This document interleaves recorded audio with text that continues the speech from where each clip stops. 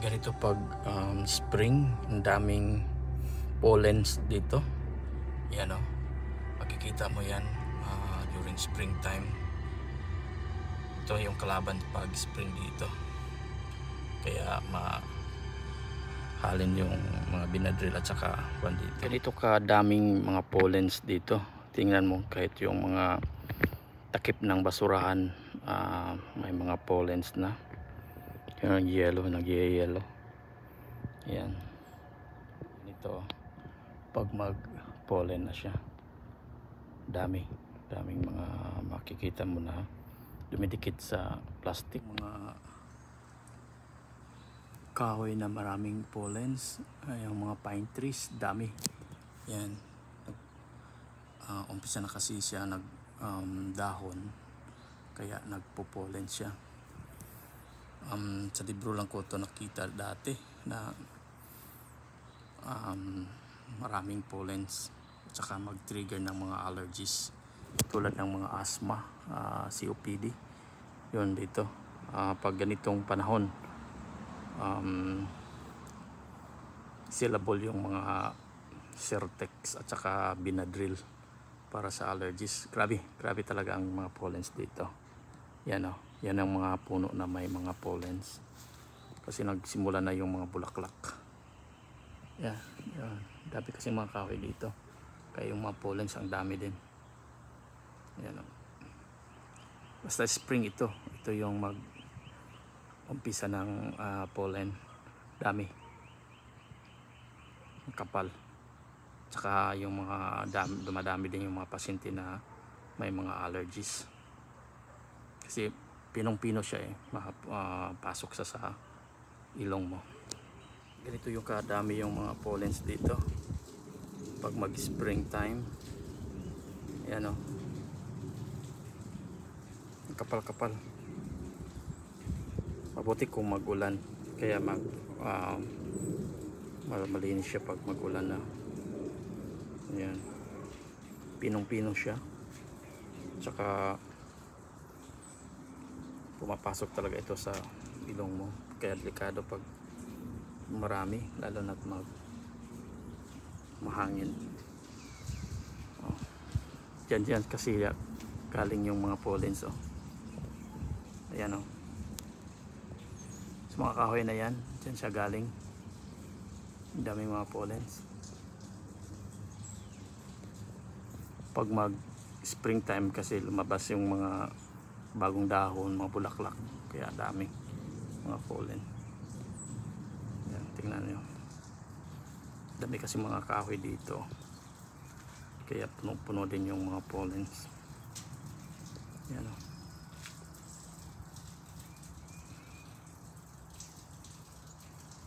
dami, kaya delikado ito sa pag may asthma ka o COPD. Ito yung mga panahon na delikado maglabas sa bahay, matrigger ka talaga sa mga allergies. Ayan, saka ganito ka dami yun o. Grabe talaga.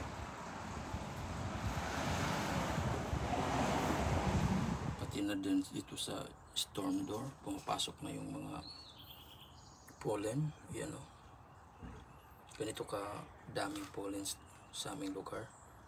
Yan, pollen dyan yung nag yellow dami. Saka pag mahangin yan, pumapasok yan sa ilong mo. Yan, dami talaga pag springtime kasi galing ito sa puno ng or dahon ng mga kahoy. Yan, pumapasok yan kasi pinong-pinot siya talaga, kaya delikado ito pag may asthma ka. Ayan o, dami, kaya kailangan mo ng storm door para hindi makapasok sa bahay. Dami. Kita mo yan, parang aligabok. yan ay pollens pa rin. Makikita mo sa daan, kahit sa daan makikita mo na daming pollens. Yung kita mo yung mga sasakyan, no? May mga pollens din, yellow, lalo na yun sa windshield. Ang dami yun. Kaya sana magulan ngayong gabi or mamayang hapon para mawala yung pollens. Pero makikita mo talaga ang dami yung pollens. Kung dito ka sa nakuan ko, para siyang aligabok, mga pollens yan siya. Makikita mo dami talagang pollens. Mabuti na lang parang uulan siya mamaya. Makikita natin na magulan siya. So sana magulan para hindi na lalong dumami yung pollen. Delikado kasi ito sa mga asthmatic. Kasi hindi asthmatic ka, pumapasok sa mata mo, kaya magbabaga yung mga mata mo. Kaya ingat lang palagi. Yan, kikita mo daming pollen. Talaga dami pa rin, makikita mo yan sa daan, aligabok, para siyang aligabok pero mga pollens yun. Kasi makita mo yung mga dahon din, bagong bago pa, sumisipol yung dahon, kaya yun ang mga pollen makikita natin. Yan, dami siya, para siyang aligabok pero mga pollen yan. Sana ulan mamaya para hindi na siya dumami yung mga pollen. Dami kasi delikado yan, pumapasok sa mata at saka sa lungs, masinghot mo. Kaya dapat mag-mask ka, lalo na yung mga may mga COPD.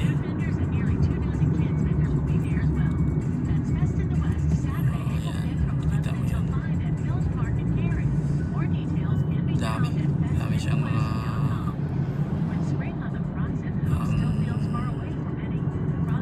pollen kahit saan siya, para siyang aligabok, makikita mo. Yun lang ang pinakakuan dito. Pero pag summer na siya, magaganda na rin kasi kumakapal na yung mga dahon at saka malamig or madami pang mga oxygen. Pero ngayon, pag spring, delikado talaga pag labas mo kasi pumapasok yan sa mga ilong, mata, lalo na pag asthmatic ka, delikado. Or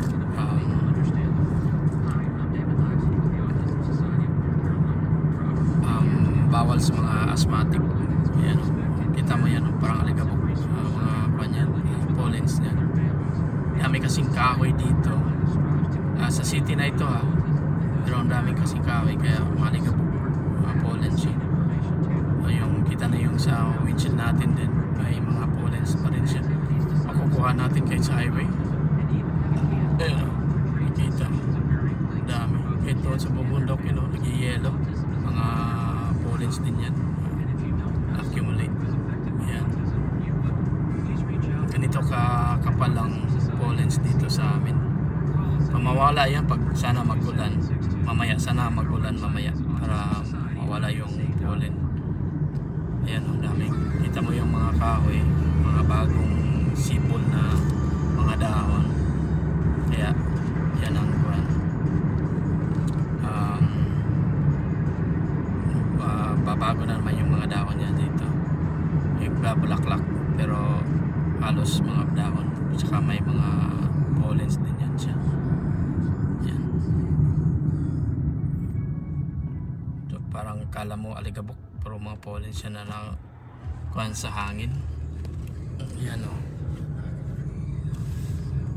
mga bagong sibol yan siya. Kita mo yung mga dahon, ang ganda tingnan siya, pero ang pollen ang kapal. Kita mo yung mga sasakyan, wala na yung ice at saka yellow, mga snow, pollen na naman. Yung iba wala pang dahon, kita mo yan, wala pang dahon. Anytime pwede na yan, sisibol na yan siya. Ayan.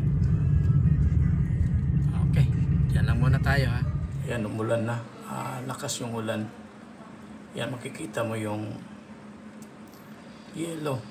Yan yung mga pollen. Napakaraming pollen dyan, oh. Kita mo. Kuha ko ito sa view sa mataas na bahay. So ayan, oh, makikita mo. Puro yellow yan. Na naaanod sa malakas na ulan. Yan, oh, nag-uulan na.